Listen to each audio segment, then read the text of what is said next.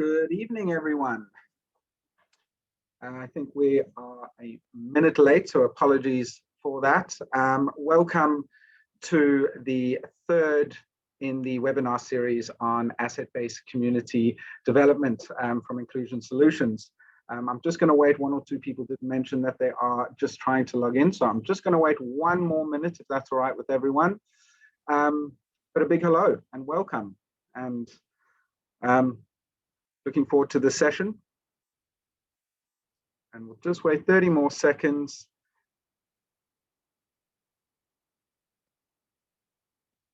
All right, we will crack on. So firstly, welcome. As I mentioned, this is the third webinar of the series through BICWA. So we are proud to be sponsoring with Lottery West, as well as the City of Albany, City of Armidale, City of Bayswater, City of Bunbury, City of Fremantle, City of Rockingham, Shire of Broome, Shire of East Pilbara, the Shire of Exmouth, and the town of Port Hedland. And also welcome to UWA Sport as the only non-local government that is part of the Building Inclusive Communities WA. My name is Adam, and I will be your key presenter tonight, and I am joined by Connor, and we will introduce ourselves a little more formally in a moment. However, before we do get started, I think it's really important as an organization, sorry, 1 moment. As an organization, we feel it's incredibly important to acknowledge the traditional custodians on the land in which we're on right now. Everyone will be on different lands, and especially those that might be regional, but right now we are on Whadjuk Noongar land, and we'd really love to pay our respects to the elders past and the elders present, and hope for very strong elders into the future as well. This Budja, this land, is incredibly important to myself and the organization, and we really want to acknowledge the stories. We want to acknowledge the past as well, and be part of a more inclusive Australia moving forward. So take a moment to think about what land you are on in terms of Aboriginal land, and yeah, let's all work together to create a more inclusive future. So I'm going to touch on the content, but before I do, I guess I just want to introduce myself.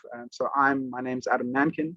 I've been with the organization just over 3 years now, and really love the work that we do. And I guess this webinar in particular, although there'll be a lot of content being delivered quite rapidly, is really just a thought provoker in terms of what asset-based community development is. It's something that I wholeheartedly believe in. I'm originally from South Africa, and I've been in Australia for 12 years.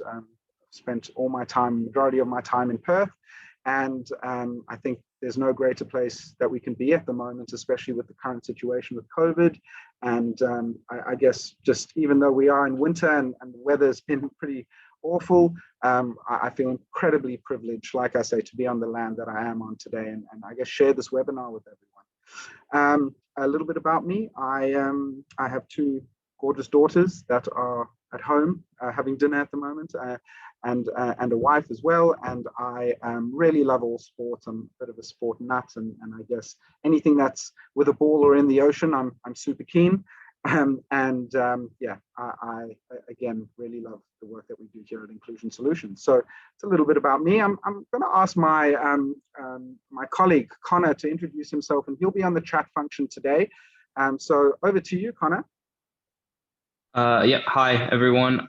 Some of you might remember me from the previous webinar where I also moderated. I undertook a sort of internship with Inclusion Solutions as part of my university studies last semester. Since then, I've now become a mentor at the sister organization Inclusion WA, where I mentor people with disabilities. Bit about me, I'm a University of WA student studying undergraduate law in my final year. And as Adam mentioned, I'll be moderating the chat. So just making sure everything goes smoothly and making sure we don't miss any questions that you guys have. So feel free to type in the chat function, make sure it's to all panelists and attendees so everyone can see your questions. But other than that, enjoy. Great. Thank you, Connor. So I guess to crack on, we have a lot to get through. So I do apologize in advance if you feel like I am talking at you. There is quite a lot of content to get through. And as I say, what's more important than, I guess, digesting everything right now is we will provide everything, slides, as well as the recording as follow-up. We would love you to reach out if there are specific areas of our topic today that you would like explored further. This is a nutshell. This is overarching. And also this is, in some cases, almost oversimplifying. But again, it's around understanding the topic and how best we can utilize this in the communities that we all live in. So the content today, we're going to be touching on asset-based community development, the principles and identifying those assets.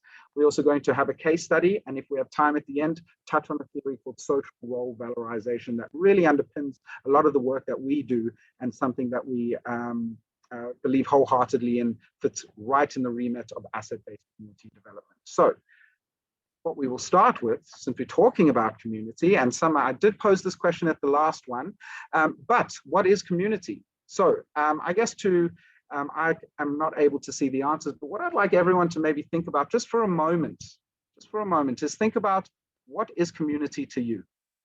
And I'd love if you can in the chat function, and if you have it open, just put in, I'm going to give everyone 30 seconds. What is community? What is your idea of community? I'm going to give everyone a couple seconds to do that if that's all right.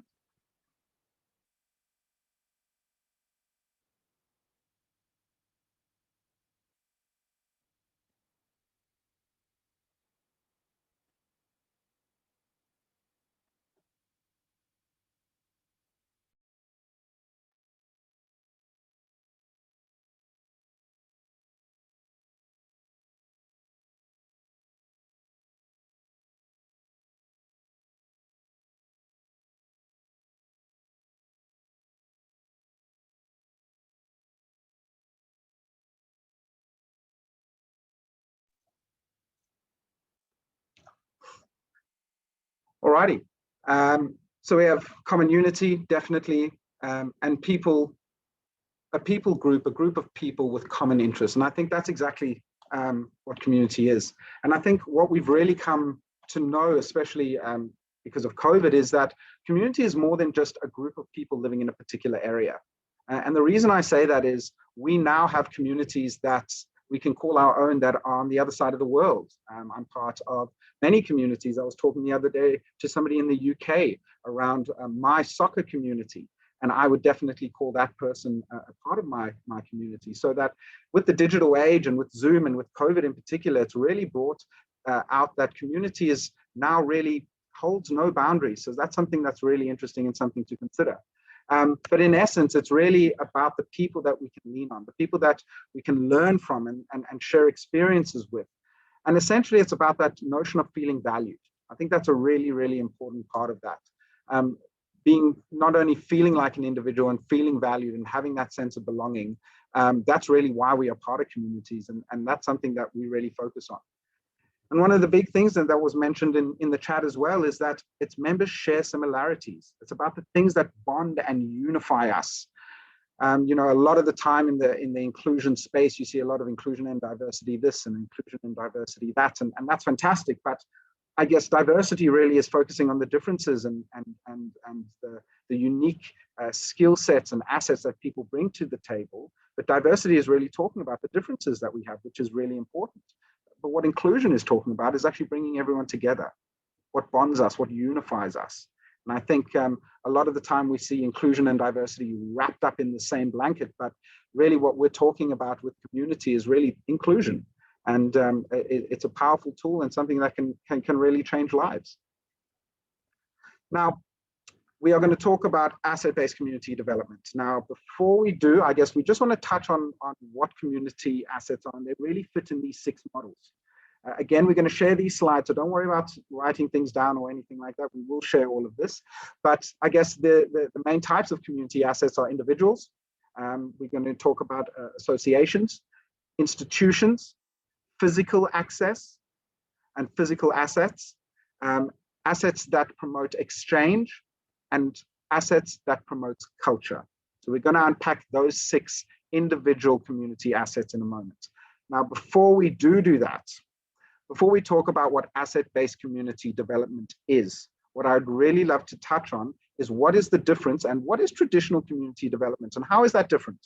Now, again, in some cases, I am oversimplifying things, but what we are going to talk about is how community development traditionally, not all the time, but I guess what community development looked like, especially decades ago, probably at least 10 years ago and before then. It has changed a lot, but what community development, especially in the local government and state government space, looked like is it was quite authoritative. So a lot of the time it was a top-down approach. It was looking at what are the consultants and what's on the outside that can, I guess, build community within. And it really did focus on what weaknesses and deficiencies and needs there were within community. So you, a lot of the time, would have seen a gap analysis, or you would see a needs analysis, and what do people, what does community need to be fixed? And that's really what the notion of community development, decades ago. But that was the notion of community development, is things needing fixed, and let's focus on the things we can fix. And it was really pivotal that services and programs were the answers to what those community needs were. So if their crime was an issue, it was all around saying, okay, how can we fix the crime problem? Or how can we fix the social disengagement problem? And it was really reliant on services and programs. People weren't really looked at as individuals or citizens, but they were looked at as consumers or clients or customers, patients in some cases, especially in the medical model.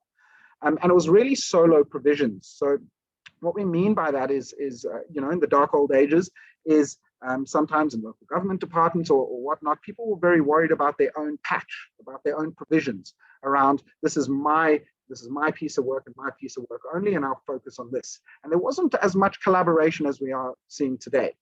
And was really focusing on servicing of community, doing things to community.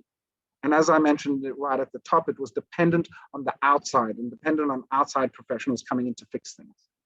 And I guess where that really differs from that, in big inverted commas, traditional community development, what asset-based community development really focuses on individuals. It focuses on that everyone has gifts, everyone has talents, everyone has something to offer to community.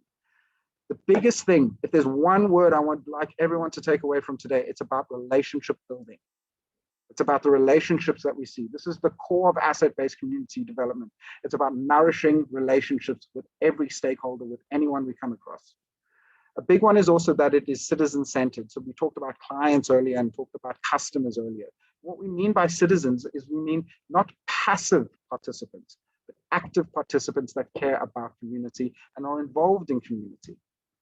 One of the big ones that we talk about is that notion of passive recipients that I guess traditional community development fell under. And what we really want to promote is that citizen-led approach. It's about caring for people, about understanding people. It's about leading in a way that really evokes empowerment and really helps others within the sector and utilizes relationships. It's about listening to conversations. In the busy world, we really know that people are very quick to fire off emails and kind of not putting in the time to build those relationships that last forever. People think, oh, you're not wasting time having these conversations. Cannot stress enough something I said at the beginning of this slide is relationship building is the cornerstone of asset-based community development. Listening to conversations, taking the time to actively listen, but also taking the time to also build relationships with people.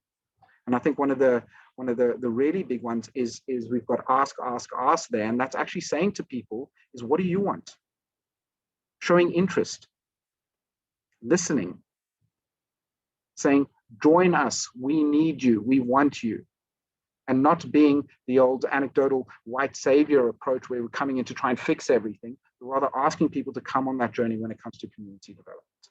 So those are, again, overarching, are really the two biggest difference when we look at the older school traditional community development and asset-based community development. Now, I think it's really important to also note that asset-based community development isn't the only community development. There's many different models. And in some cases, it's not always even the best community development.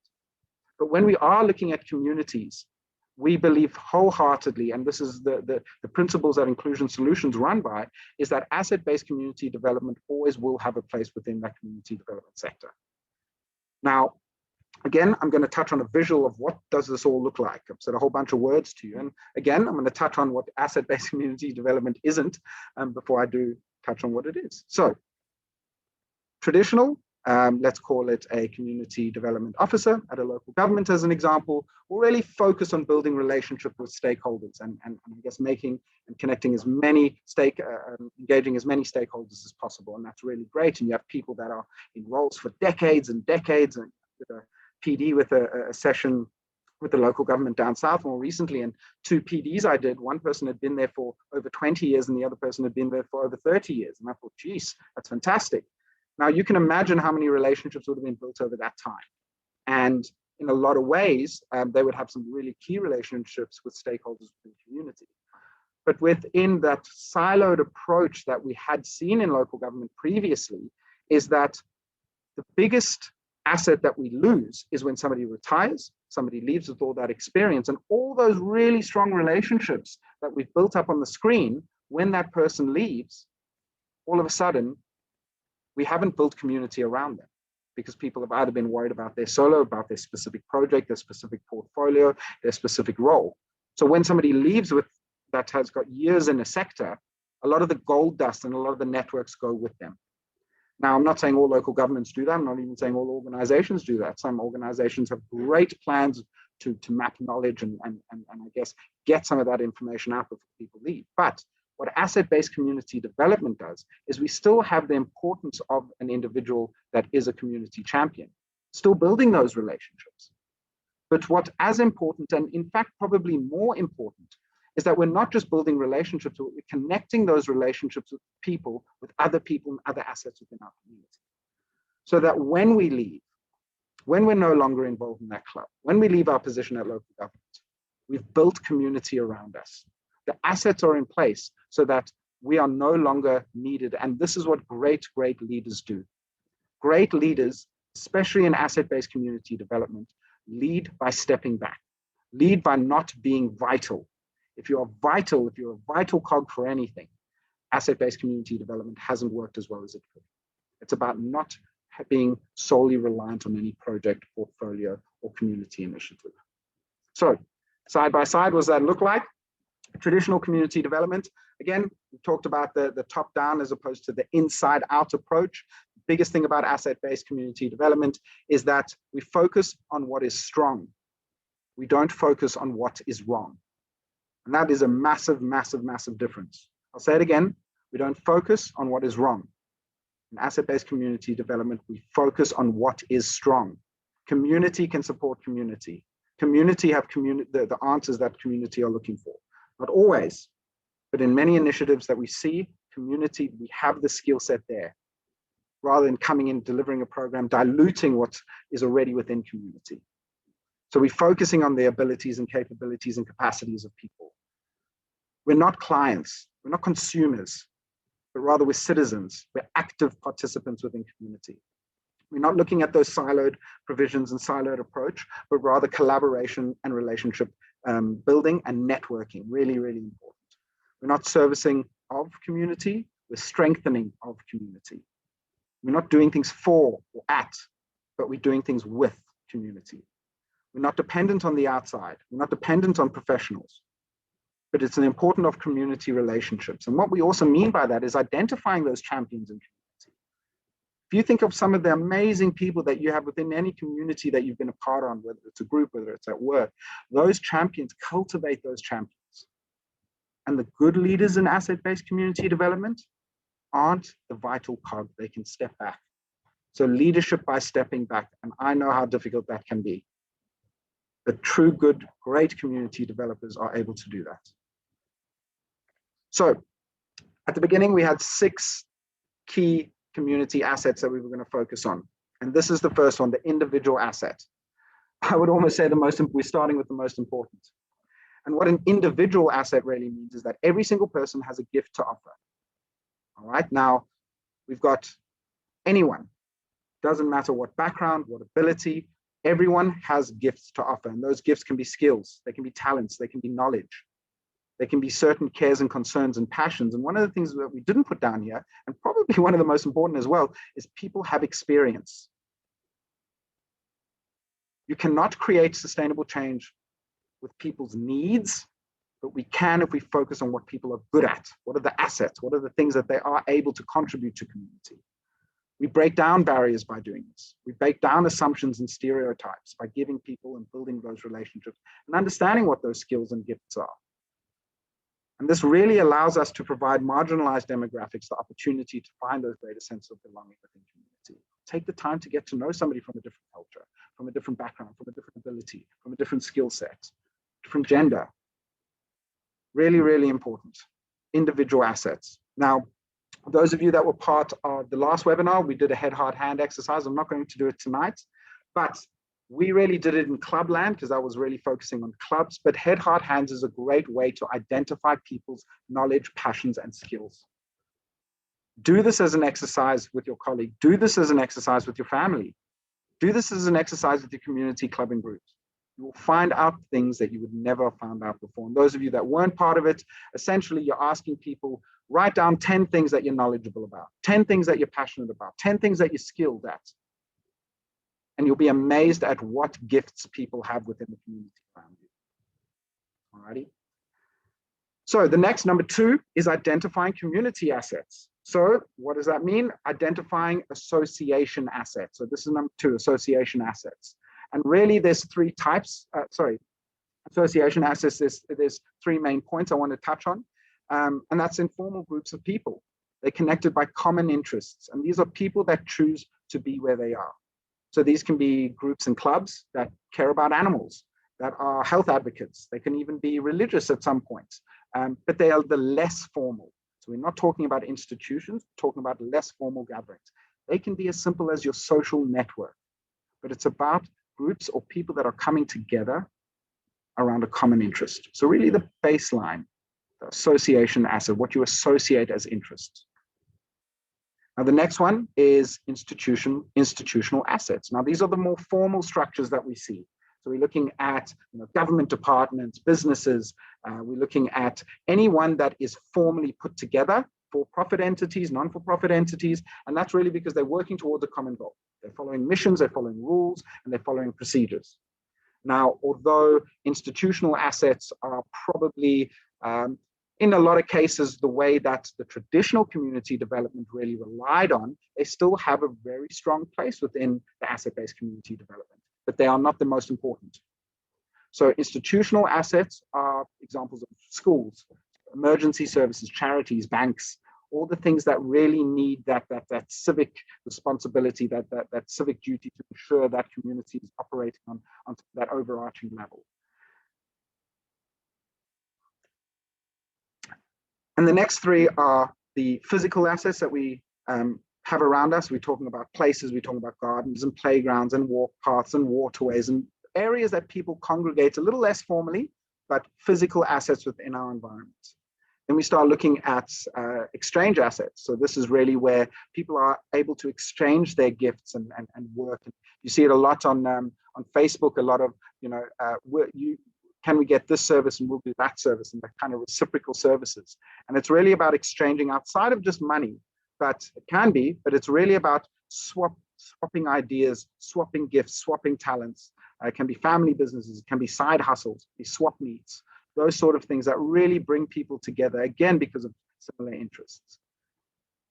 And then the last one that we have are those cultural assets. And those are really those more formal places where people can celebrate, although when we do look at things like churches and synagogues and mosques, they can very much fall under the institutional assets, but definitely have a place within those cultural assets as well.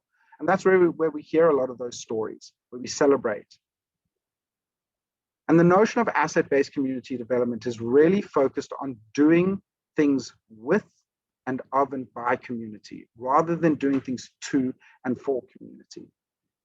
And really think about which quadrant any initiative that you're involved with might be a local government that's involved in running programs or services. And really think about, are we doing things to people? Are we doing things for people?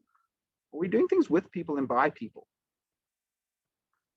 Now, what I'd love to do is share a video. Now, I will apologize if the video is a little bit glitchy, but really, if you could just listen, I think that's really important. Don't worry too much around the visual, but I'd like to share a story of an individual that we've worked really close with over the last couple months. And I guess, although we haven't done a huge amount, he's done all the work. What we'd really love to hear is the story and how things have progressed for Kane. So I will ask if your sound is low, to please put it up. I'm hoping everyone will be able to hear it. Fingers crossed with the the power of technology. So yeah, enjoy. And if you cannot hear, please just write in the chat function and we'll try our best to help you out. So volume up and we will go to the video. So this is the Leederville Sporting Club, local bowling club, started in 1905. Fantastic community asset here, and over the last 6 months has just undergone this amazing transformation. There was 140 members 6 months ago. Today, as I stand, we've got 450. That's a tripling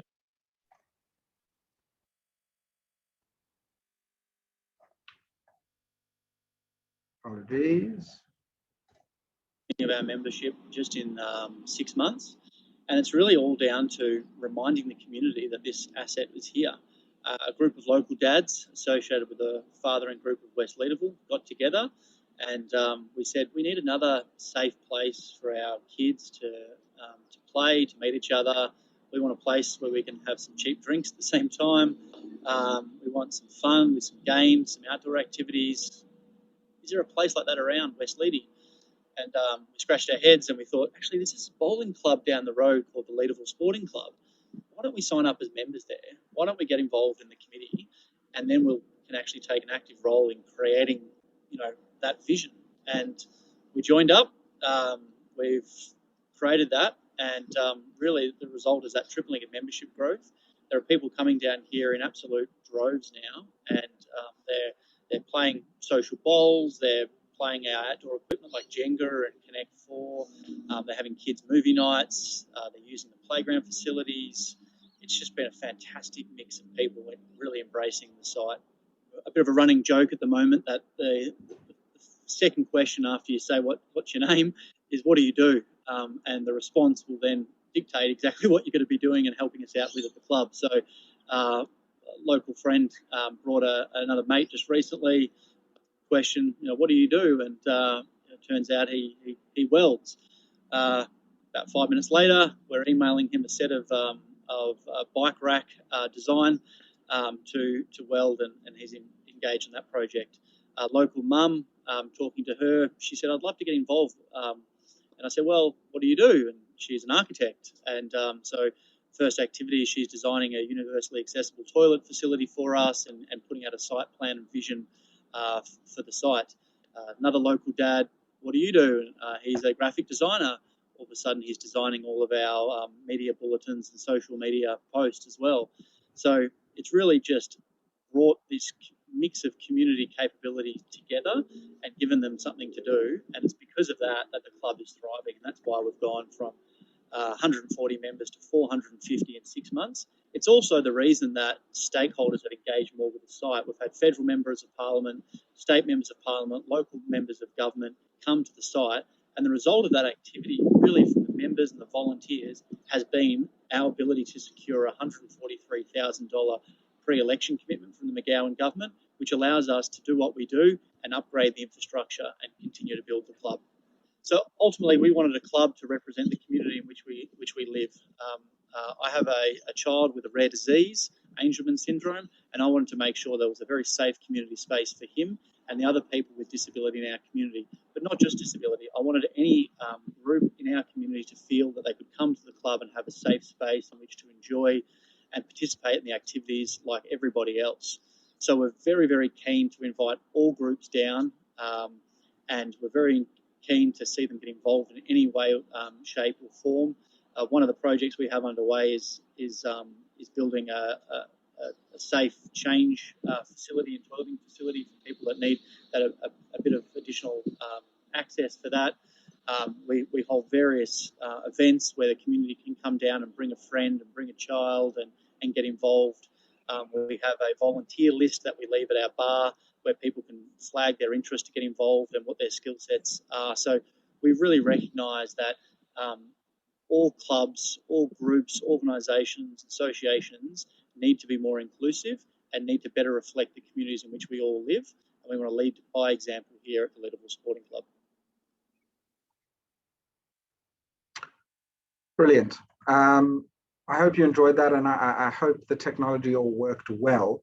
And I think that story really is a perfect example on how Kane, who is not involved in the sector at all, but organically used his assets and was an asset-based community developer within his community. This is an individual that called on all 6 of the types of asset that we touched on, him as an individual and the assets that he has within his individual membership base. He used associations that are now using his club rooms, the Leedy Bolo, to be involved and add value to that environment. He'd used institutions, as he mentioned, the McGowan government had funding that played a huge part in what that club looked like today. He has become such a community leader, and that the Leedy Bolo is such an important part of that community that he's almost got federal members fighting over that patch because of how important and they want to be associated with that community organization. Look at the money that he's already raised due to being involved in some of those institutions. It's a great physical environment where people are not coming together specifically to play bowls. He mentioned maybe bowls once in that entire case study. But people are coming together to this physical environment because they feel safe. They feel a sense of inclusion. People are coming there to take part in a variety of activities. It's an exchange. People are giving of their gifts and they're receiving that sense of belonging back.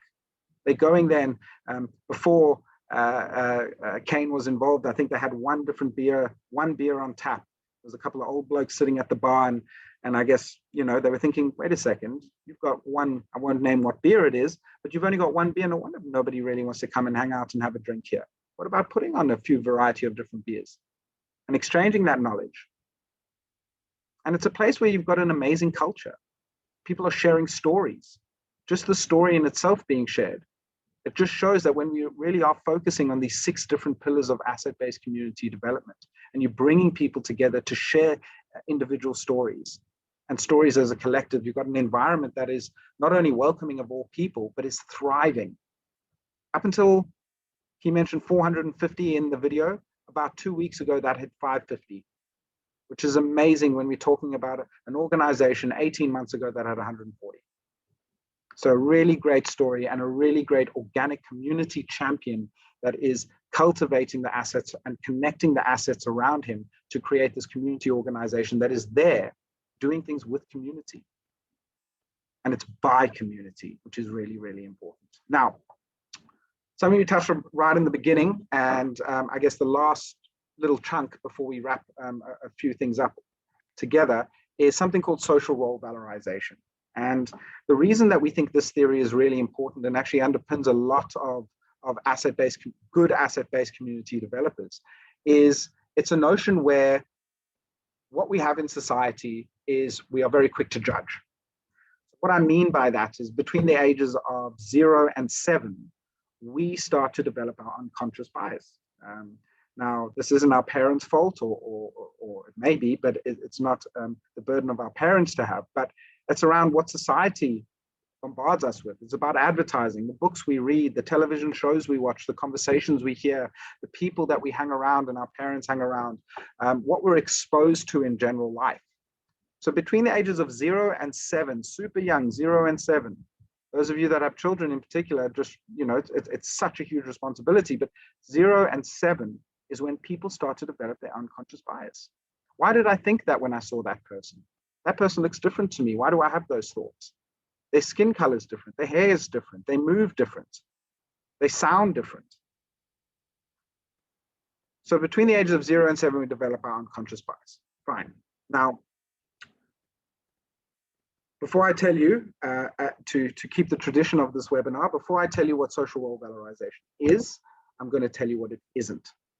If I say the words prisoner, if I say the words convict, if I say the words unemployed, if I say the word criminal, if I say the word people with disabilities, if I say how the media portray them, boat people, dole bludgers.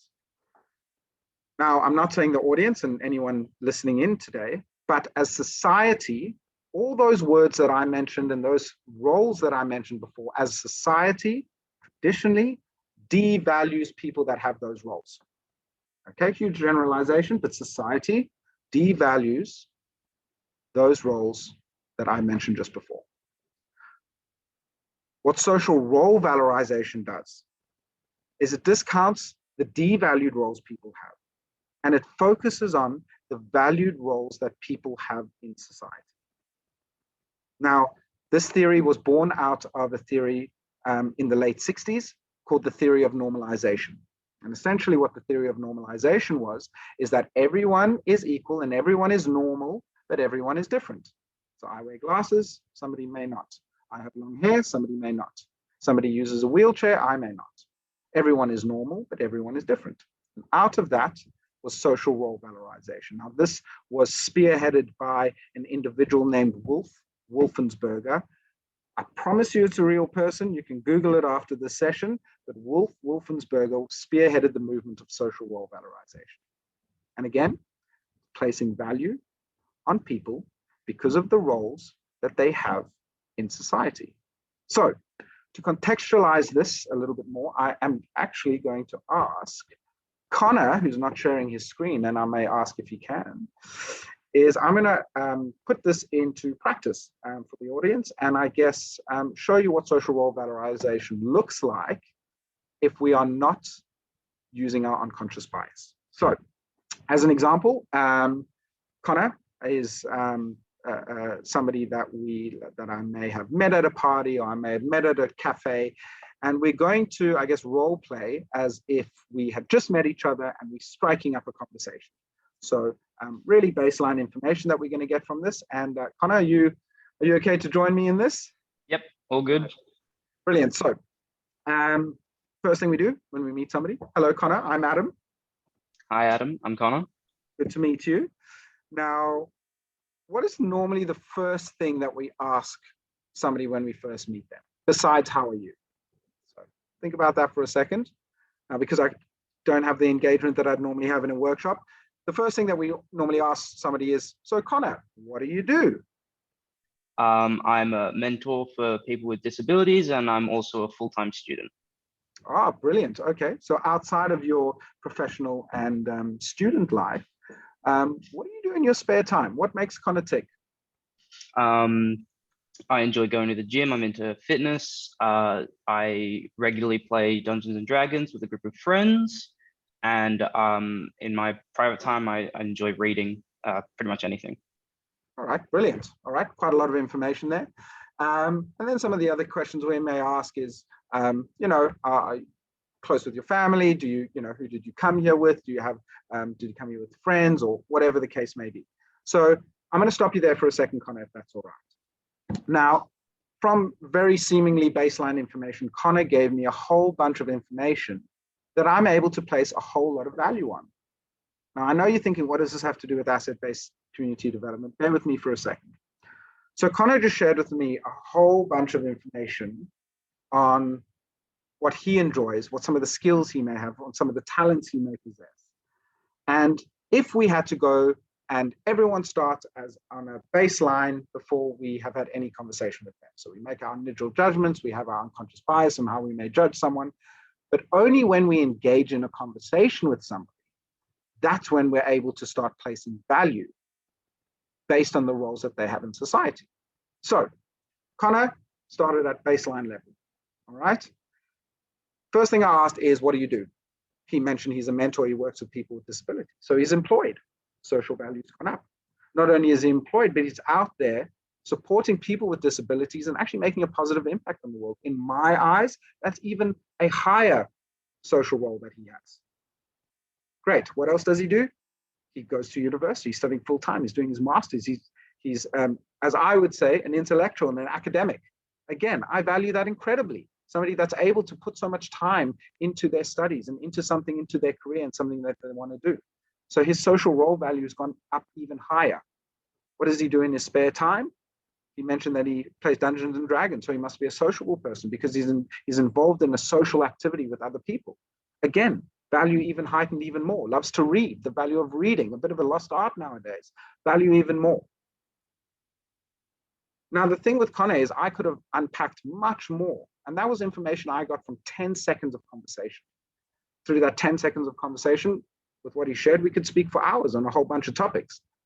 And through sharing, and Connor, I must apologize, I didn't share anything back to you, but we would find a whole bunch of similarities. And I'd be able to place so much value on Connor because of who he is, what he's interested in, what his gifts are, what his experiences are.